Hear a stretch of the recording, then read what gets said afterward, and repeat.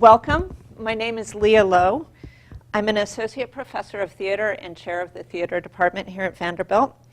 And I'm here to share with you a research project that I've been working on lately. This is very much still work in progress at this point. But what I hope to do is give you some background on the world that late 19th century theater goers lived in, a sense of how the cultural tensions and conflicts of the day shaped their behavior, and the way that I go about exploring such things in the work that I'm doing on American theater of the Gilded Age. My talk clocks in at 40 minutes, so afterwards we'll have some time for discussion and questions if you're so moved. I come before you today to talk about a problem that vexed theater goers of America's Gilded Age. And not just theater goers, but theater managers, theater critics, etiquette experts, and milliners and their customers as well. It reinforced stereotypes and exacerbated tensions between the sexes. It was a subject of heated debate in several state legislatures.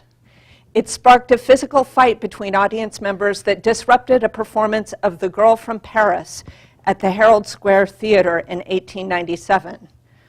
I speak, of course, of the large ladies' theater hat that blocked the view of those seated behind it. Just to give you a sense of what we're looking at. Yeah. This is 1897, and here's a series from 1890 to 1900. I became interested in the theater hat problem after stumbling upon references to it while I was searching for newspapers, magazines, and etiquette books of the period for information about the way that bourgeois audiences behaved or were supposed to behave. Some of these discussions struck me as very funny. I found a kind of freshness and snarkiness to public discussions about theater hats that seemed delightfully contemporary. For instance, in 1895, the Chautauquan, a weekly news magazine, excerpted this quote having to do with proposed legislation against the hat from the New York Sun. "The theater hat is not half so bad as it is painted. As luck of the day would have it, this large, umbrageous, befeathered, or bespangled fixture has been vastly more perfect in its art and more attractive in itself than the majority of plays which so many complained it has shielded them from." The author goes on to plead with his readers. Moreover, the anti-hat bill, besides being too sumptuary for our taste, represents too spasmodic an attempt to regulate the habits of women through state legislation. Let us first appeal to women's better nature and to her innate sympathy for all the troubles and dissatisfactions of humanity, rather than suddenly and brutally bring down upon her unsuspecting head the sledgehammer of the law. Let us be tactful. And in 1897, Babb, the Los Angeles Times regular New York correspondent, observed that the theater hat itself is not the problem. "Personally, I don't object to a big hat, provided that it has not a high arrangement of plumes or ribbon loops that bob here and there and have a way of coming between the hero and heroine and suggesting that they are the black obstacles that keep these true lovers apart. I have known a small bonnet with a tall aigrette upon it to so interfere with a melodrama to the extent that one did not know whether the heroine had kissed her loving adorer or whether she had tickled his face with what seemed like a feather duster. And when I saw cartoons like this, I was hooked." I don't know if you can read that. The artist is saying, "What do you think of my peasant girl?" Miss DeBang answers, "I think her hat is perfectly charming. Is she going to the theater?" The artist despondently says, "That's not a hat. She's carrying hay." And this one, of course, the query is, where have these ladies with the hats been? They've been to the matinee. These are a series of hats from 1895 from the Chicago Tribune the hat is named after the particular theater. So this is the Hooley's hat, the Chicago Opera House hat, McVicker's hat, the Schiller hat, and the Grand Opera hat. And this is the first cartoon I ran across, which I think maybe is still my favorite. The idea of this cartoon is this little hat can fold up and out, blocking the view of everyone around, okay? So what I found was the discussion of the theater hat and the problems that it caused for those sitting behind it persisted for decades, from 1880 or so till around 1909, when I found an etiquette book rejoicing that the large theater hat had fallen out of fashion, but lamenting that tall hairstyles were all the rage. This strangely persistent fuss about the theater hat seemed silly to me at first, an amusing but insignificant historical oddity. But on closer examination and viewed in context, the ladies' theater hat and the debate it provoked suggest a kind of cultural sore spot where social norms governing different aspects of women's behavior as audience members, fashion, class, and proper public behavior bump up against each other. In my talk today, I want to give you a sense of the multiple and sometimes contradictory ways that the theater hat surfaces in the popular press, newspapers, magazine, and etiquette books in the years from 1880 to 1905. I'm interested in thinking about the theater hat both as a subject, a facet of late 19th century theater culture, and as a kind of lens through which we can glimpse different and sometimes competing cultural pressures on women who attended the theater. What the hat does, or at least what the hat does in this talk, is enable us to see these pressures and to look at them one by one. But to get us up to speed, first we must backtrack and consider some of the large cultural shifts that helped shape the theater-going citizens of the Gilded Age. The Gilded Age, just to remind you, is approximately 1870 to 1900, although I'm focusing on the years 1880 to 1905. The Gilded Age is marked by extreme economic inequality in which a wildly wealthy and powerful politically elite, the Carnegies, the Rockefellers, J.P. Morgan, the Vanderbilts, thoroughly dominated the U.S. economy. One of the stories that cultural historians tell of 19th century America is a story of class stratification. The rapid industrialization of the country in the 19th century transformed the nature of American society as a communally based agrarian demographic pattern disintegrated in the wake of urban industrialization. Cities swelled with immigrants and industrial workers from small towns and farms across America at a pace that is almost unimaginable to me. In 1800, the population of New York City was 60,515. By 1820, it had almost doubled, becoming the first U.S. city to top 100,000 residents. 30 years later, in 1850, it had around 515,000 inhabitants, and by 1880, it exceeded 1 million. Historian John Casson observes, not only did the cityscape itself change radically, so too did notions of social relationships, appropriate behavior, and individual identity. Alterations in the physical character of streets, commercial districts, parks, theaters, concert halls, and residential neighborhoods, to take only a few examples, were directly linked to changes in the kind of activities that transpired in these public spaces, as well as to a larger redefinition of the character of public and private life. As cities expanded, the pace of change was dizzying, and social codes and customs that had governed urban life only decades before were quickly outmoded. Through the course of the century, an increasingly powerful, though always precarious, middle class emerged and was firmly established by 1870. This was a middle class composed of white, mostly native-born and Protestant, white-collar, salaried, commercial and professional men and their families. Class formation is messy business, however, and this middle group was riddled with further divisions and stratifications, including those on the lower margins who aspired to advance, and those whose fortunes had declined through illness, accident, and other chances or bad luck.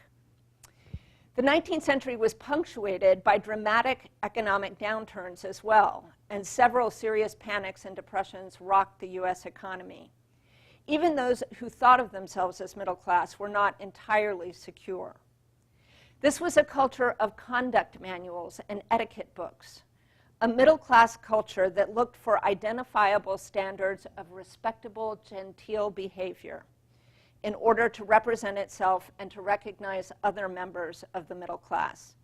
Because the economy was so volatile, economic prosperity itself was not always a reliable sign of respectable middle-class identity, as a genteel family could easily lose its financial footing. Common standards of behavior, however, could demonstrate one's character to strangers.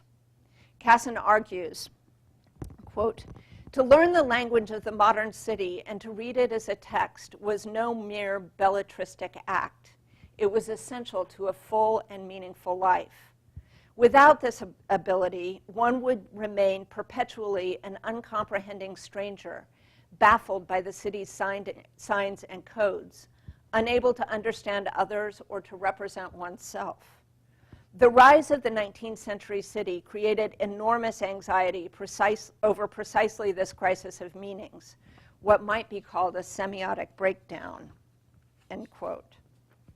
In this sense, conduct manuals and etiquette books are not designed solely for improvement, but they enable their readers to learn and internalize a class identity that distinguished them from workers and farmers in order to manage a rapidly changing society. In looking at theater hats, I have read many conduct manuals and etiquette books of the period, and their intended audience is always a socially ambitious reader who must learn to behave in a way that will enable him or her to navigate unknown social situations with equanimity. Almost all of the books contain a preface or an introduction that explains that although the well-born absorb good manners naturally, the rest of us can learn them. While this conduct book, published in 1909, is slightly out of my date range, I really like this title page, "Good Manners for All People, Especially for Those Who Dwell Within the Broad Zone of the Average," right? And this kind of demonstrates the sort of readership that conduct manuals are often aimed at. Throughout the 19th century, behavior among the bourgeoisie was tightly regulated, and conduct manuals, ladies' magazines, and newspapers promulgated standards. The Social Etiquette of New York, published in 1892, describes etiquette as the machinery of society and asserts that it may be despotic, but its cruelty is inspired by an intelligent kindness. Etiquette is often linked with virtue. Between manners and morals, the tie is intimate, and good manners were said to be predicated on common sense consideration for one's fellow citizens. One of my favorite etiquette articles from 1887 warns of the consequences of ignoring established social codes. "Bad manners may be the outcropping of ignorance and of vulgarity, or they may be the assumption of the nouveau riche who pretend in that way to show their power. They must remember that it was by such presumption that certain French ladies were brought to the guillotine in 1797, and there is a guillotine called public opinion which may behead them someday." Etiquette manuals and other sources of advice in the popular press represent themselves as authorities that can help readers avoid the consequences of social condemnation.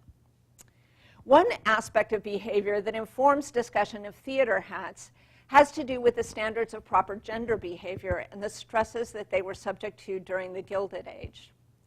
Gender roles were crucial aspects of gentility, and as the middle class prospered in the years leading up to and immediately following the Civil War, gender roles became increasingly polarized and specialized. One of the basic principles that organized mid-19th century society was the doctrine of separate spheres of activity for men and women. Men worked outside of the home in business, women ran the homes and raised the children.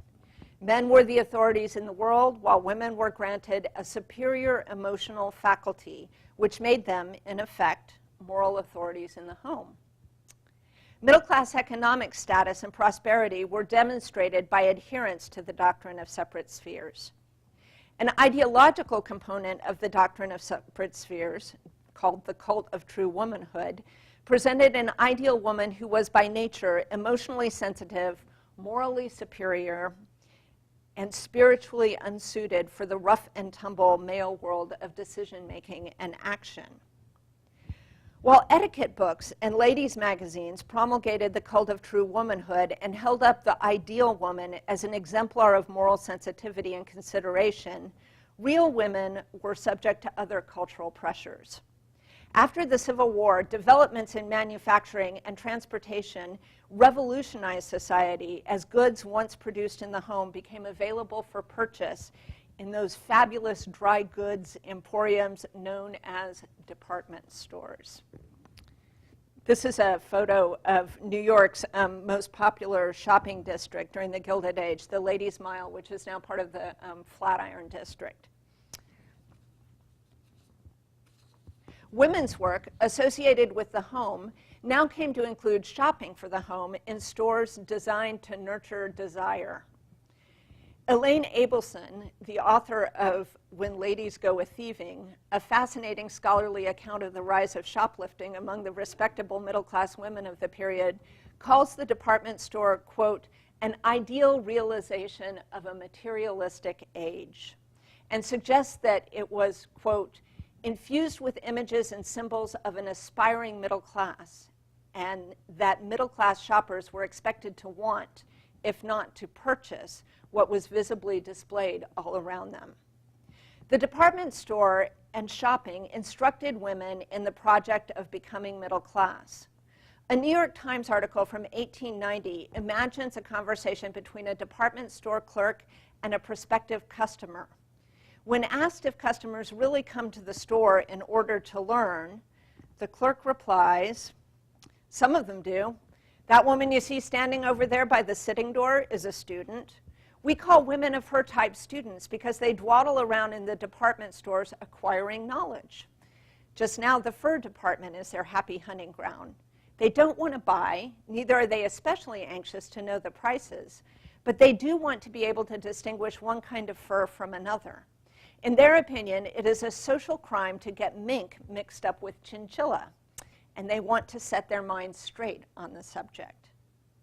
While earlier models of 19th century femininity grounded women's identity in the home, by the time we get to the Gilded Age, women are also recognized as consumers in a social world that's increasingly dominated by consumption. The shift from a domestic femininity characterized by modesty and restraint towards a femininity informed by consumer culture parallels the development of women as audience members in the 19th century. Theater historian Bruce McConaughey observes that during the 1820s and 30s, rowdy and almost exclusively male audiences attended plays at theaters in which prostitutes made assignations in the gallery. Vocal crowds interrupted performers, and lots of alcohol was served. Respectable women did not frequent the theaters until impresarios like P.T. Barnum in New York and Moses Kimball in Boston began to market to women specifically by opening performance spaces they called museums. In these museums, they built lecture halls and offered theatrical entertainments designed to be educational during the afternoons. Melodramas like The Drunkard or The Fallen Saved proved popular with this new audience as it demonstrated the evils of drink. It also featured a delirium tremens scene of such violence that actors were often injured performing it. In Boston, Kimball offered matinee performances on Wednesday and Saturday, and by the 1850s, Barnum was offering matinee performances 5 days a week in New York. The matinee, like the department store, can be read as a sign of women's entrance into consumer culture. By the time we get to the Gilded Age, middle-class theaters had cleaned up considerably, in no small part because women were regular audience members and their attendance was crucial to theater's financial success. Interestingly, I've run across several popular press articles that suggest a reciprocal relationship between an audience that includes respectable middle and upper-class women and the gentility of the entertainment produced for them. These articles implore female audience members to both hold themselves to a high standard of appearance and behavior so that theaters will also hold themselves to high standards. For Isabel Mallon, writing for the Ladies' Home Journal in 1893, this involves paying careful attention to one's dress.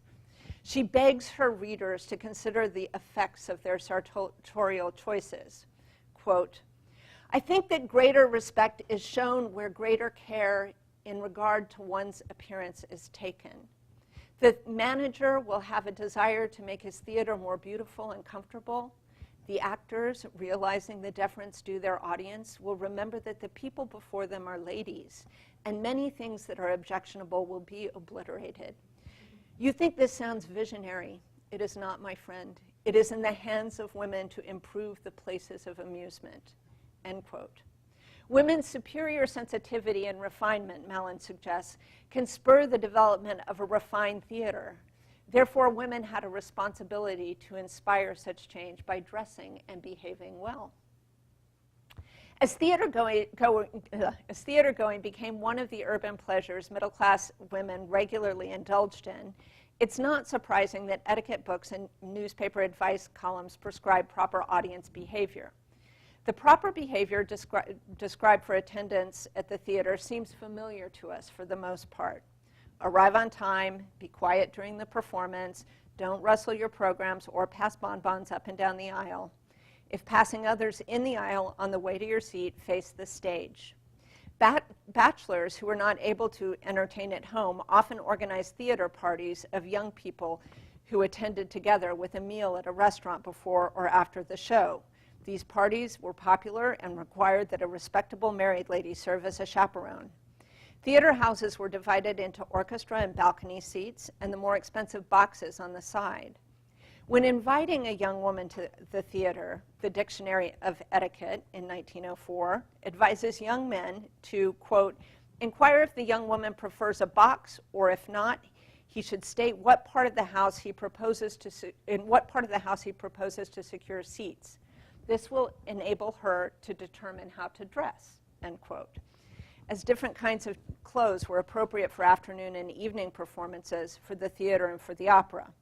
The young lady's dress, the Dictionary of Etiquette goes on to say, dictates the mode of transportation the couple can take to the theater. Quote, "If the young woman wears street toilette, her escort may take her in any public conveyance, but if she wears evening dress, he should provide a carriage," end quote. Like behavior, rules govern the type of clothing that can be worn to the theater. In general, quote, "For the matinee, the costume required is like that which should be worn on the street or in a carriage. The bonnet is usually retained, and so is the hat, unless it be a large one, and then that beautiful grace of consideration comes to the fore and it is removed." It's from 1893. Such day dresses would look something like this, and note that the hat is really part of the ensemble.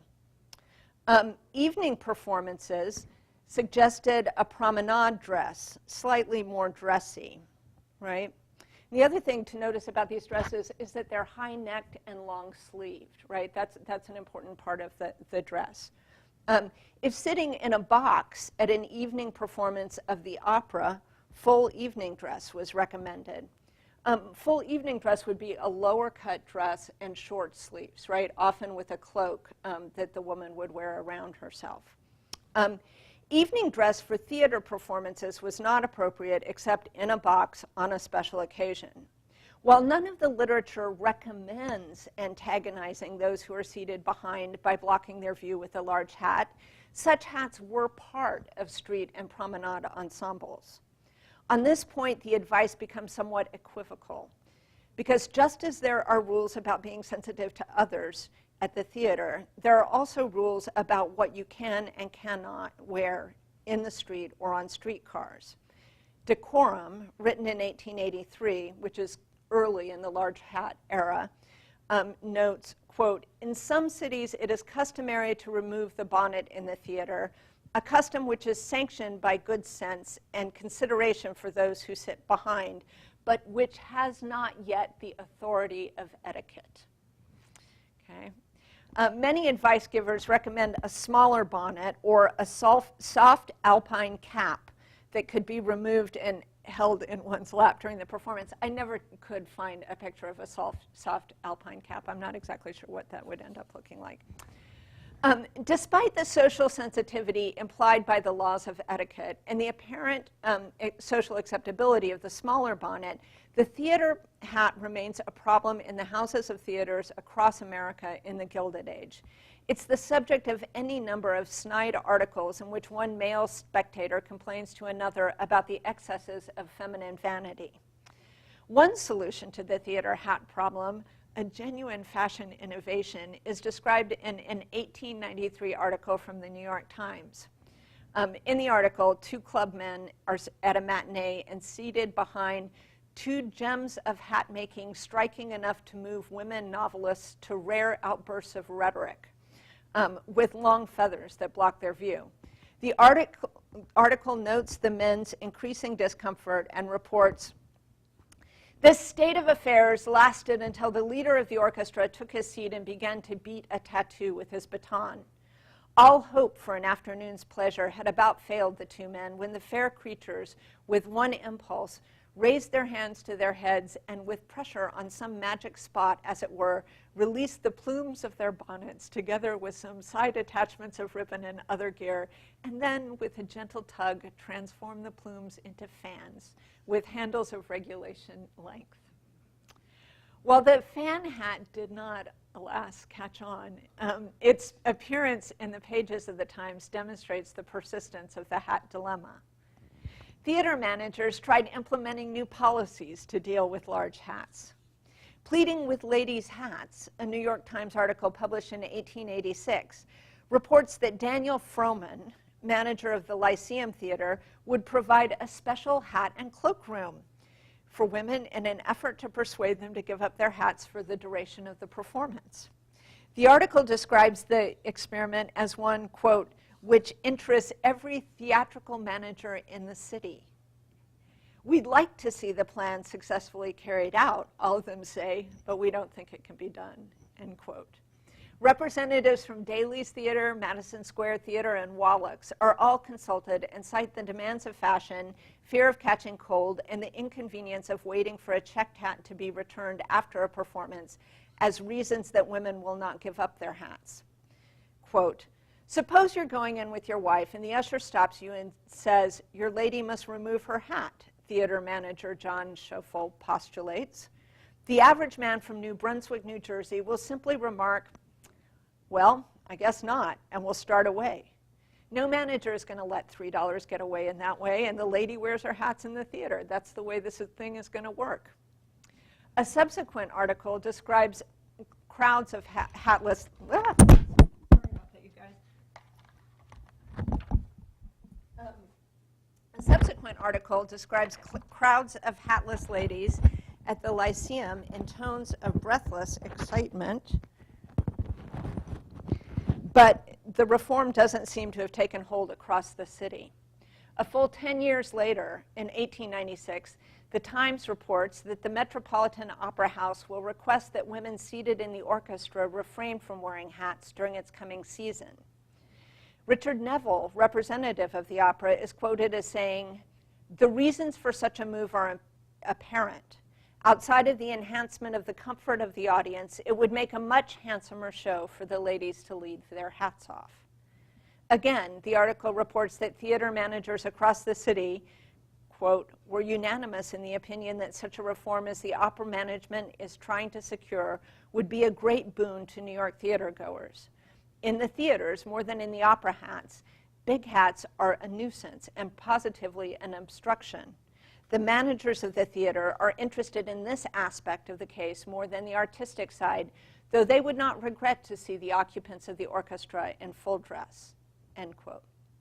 And it's around the issue of proposed reforms to theater's policies that some interesting class considerations begin to creep into the public conversation. While the theater hat is almost universally acknowledged as a public nuisance, it's also part of an ensemble that women could wear on streetcars while traveling to the theater. In a letter to the editor of Life, Alan Dale reacts to Frohman's proposed reforms at the Lyceum in 1886. He observes, quote, By furnishing ladies with hat and cloak rooms, managers have taken the first steps towards that evening dress which is possible in London and quite the contrary in America.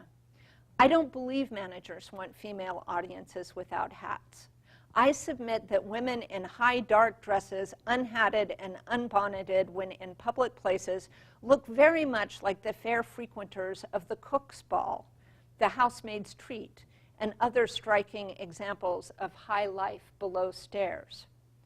He goes on to argue that the Lyceum's policy pushes female members of the audience towards full evening dress, which will require traveling to the theater in carriages and cabs, meaning that a number of audience members will no longer be able to afford an evening's entertainment. Quote, "The Lyceum Theater must get the entire city repaved before carriages and cabs will be plentiful enough to permit of an ordinary theater goer indulging in the luxury. Imagine the impecunious youth of today taking the portly chaperone and her charge from Harlem to the theater in a carriage. Think of his utter helplessness in the hands of the rabid cabmen," end quote. He concludes by asserting, quote, "This is a democratic city and a democratic country, and the lower classes, people say there are no classes here, but in my opinion, classes in America are nearly as clearly defined as in England, like to believe they are not debarred from the luxuries of the upper strata," end quote. For Dale, the ladies' theater hat represents, at some level, a degree of class difference within the fashionable theaters of the city, and he fears that their removal is a sign of the consolidation of the economically elite. Other evidence that complicates the matter of the theater hat includes instances of women rebelling against what they perceive as men's rudeness. A letter to the editor of the Times by a woman who, in 1897, discusses the hat in terms of gender conflict. Quote, "Suppose a law is enacted permitting only women to attend the matinees and men evening performances. That, I am persuaded, would work like a charm. To be sure, the small man, who is the principal grumbler, might find the head and shoulders of the large man as troublesome as our hats, but that does not concern us," end quote. In 1897, an article titled "Those Big Hats Again," a young woman whose escort caused a disturbance defending her and her hat describes the incident as follows. I love this woman's voice. "I knew I had an awfully big hat," she said, "and just as soon as I took my seat, I started to take it off so that I would not obstruct the view of anyone sitting behind me, but before I could do so, I overheard several most discourteous and insulting remarks passed by the two men sitting directly in back of me. Then I got mad and made up my mind to keep it on in spite of them. All during the first act, those men kept up their talking until I was the object of more attention than the performance from persons seated near us. I almost felt like crying and wanted to take my hat off even then. But my escort by this time was mad and refused to let me, saying that he would send for the usher and have a stop put to the talking. But the men kept it up even worse after the usher asked them to stop than they had before, and I was afraid lest the gentleman with me would resort to forceful methods. But there, I won't say any more. I am sorry I missed the play. But I can promise you that I will never again wear a tall hat in the theater." Other discussions of the theater hat by women mention other frustrations. In 1901, the wife of a well-known theater manager complains of people's impatience with the hat and observes, quote, "Most women of breeding will remove their hats when the curtain goes up, but they do not care to do so earlier because they must hold the hat in their lap and it is liable to be disarranged by other persons passing through the row before the performance is on. Am I right?" End quote. Still, others observe that the lady's hat is difficult to take off and put on, complain of lack of room in dressing spaces, and express frustrations with men's insistence that the hat is indicative of women's blind adherence to fashion. These women seem to recognize that while the theater hat is a problem for other spectators, they themselves are caught between conflicting demands and social expectations. Looking appropriately good, participating in cultural events, and being perfectly considerate of others. In the end, what fascinates me, and I do confess to being strangely fascinated, is the way in which the hat sits at the intersection of etiquette, consumer culture, gender relations, and other currents of social life during the Gilded Age. It offers tantalizing glimpses of lived everyday experience that surface within multiple discursive frames and enables us to consider ephemeral social practices within a specific historical context. As I close today, I'd like to thank you for your attention, for observing all the niceties of respectable society, and for your consideration to others. I do hope the small people in the back have been able to see everything, and I'd be most delighted to entertain any questions you might have.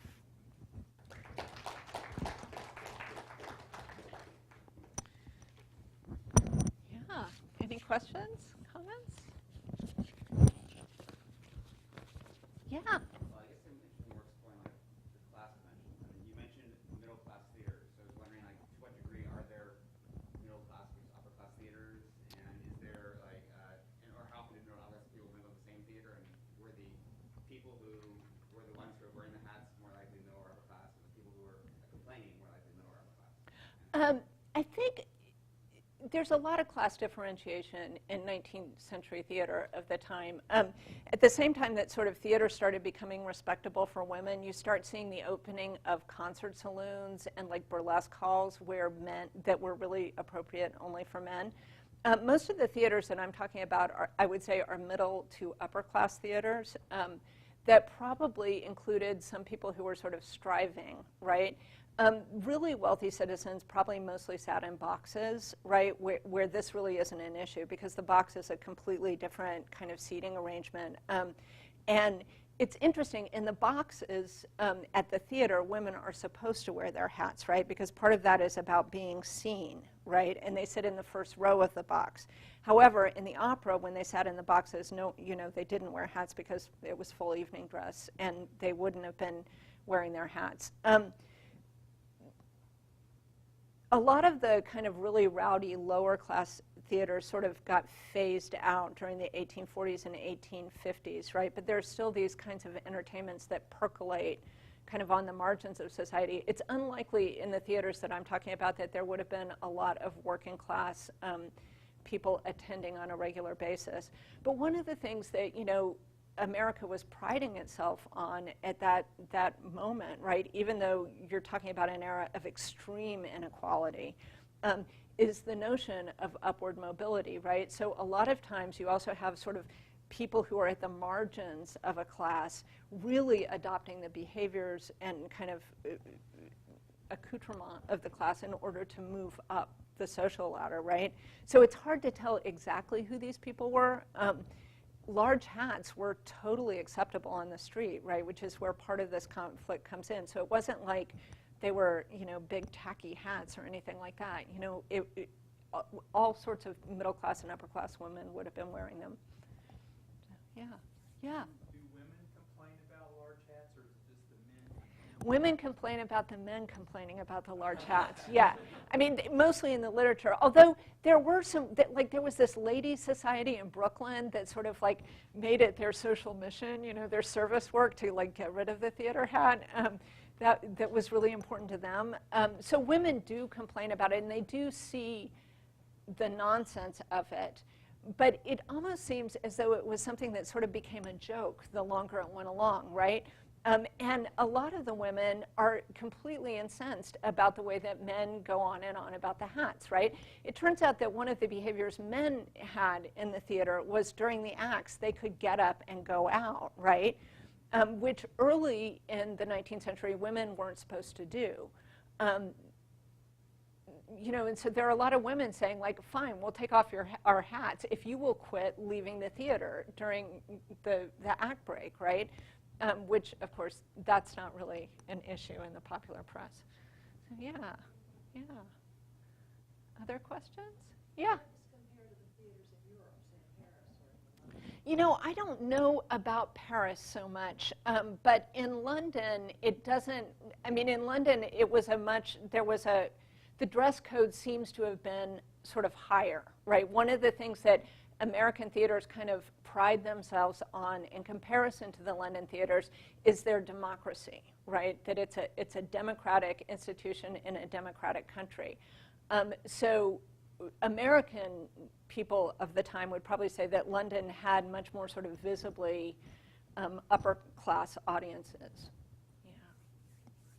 Can you explain to me theater R-E, theater E-R? I looked it up the other day and they said, no, it just should be E-R now. R-E is archaic, but on your title you had Vanderbilt Department of Theater, E-R. Yeah, Vanderbilt does ER. I've been here 3 years. My former department did ER, right? So I'm still sort of reeling about that. I think in a lot of academic journals now, most academic journals, it's ER, right? RE is the British spelling. Yeah. Yeah. But I can't explain the usage of it. Yeah. So how did this great national crisis get resolved? Hats went out of fashion. Yeah. Tall hair came into fashion, right? But I think it really just kind of phased itself out, right? You do have a lot of women saying, most wearing smaller bonnets and things like that, which makes me think that there's an element of hyperbole about the crisis, right? If you're going to call it that. But it moves in, fashion changes. Fashion is not static, so yeah. Anything else? Were minstrel performances, which I had read was the most popular form of entertainment between Civil War and vaudeville, was that mainly men? I mean, it was could be rude. I wondered if... I think actually vaudeville performances, probably some of it depended on the venue, but I think audiences could include women quite easily. There's like, within minstrel performances, there's also hierarchies of sort of theater, like what building, because there's like fashionable theaters, right? And theaters that would be more risque, I think. Yeah. Yeah. And I think by like the very end of this time period, there were like early movie theaters. Yeah. Was this an issue in movie theaters? No, but movie theaters were really an interesting case. I'm actually glad you brought that up. Early movie theaters were the Nickelodeons, right, where you could go in and you could like drop a coin and you could watch on your own private kind of machine. A little, like usually it was like a train going by or something like that. I mean, really early film is completely fascinated with machinery, right? So because movie theaters, even at the time that they started appearing, people could recognize that this has the potential to kind of reach a mass audience that includes working class people, right? They were very suspect and very sort of looked down upon as slightly shady places for respectable people to go. And they weren't really theaters at that point. They were these Nickelodeon kind of places. As time goes by, what happens that's really kind of fascinating to me is you have a mixture in early cinema of live performance and cinema. So you would go to a theater, see a film, then maybe see a show, right? That there's this way in which the two mediums don't differentiate quite yet until film is sort of becoming more mass produced. So like in the teens and the very early 20s. You have Anita Luce, who wrote Gentlemen Prefer Blondes, was an early screenwriter, actually, for these action-adventure movies by Douglas Fairbanks and people like that.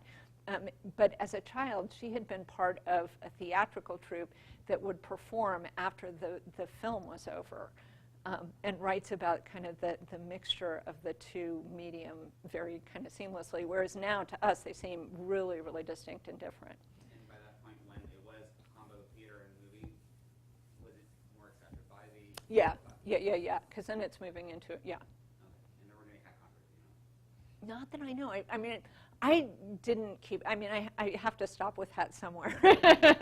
And this is really part of a larger project that's focused more specifically on the Gilded Age. So, yeah. Anything else? Thanks so much for coming out, people. Take care.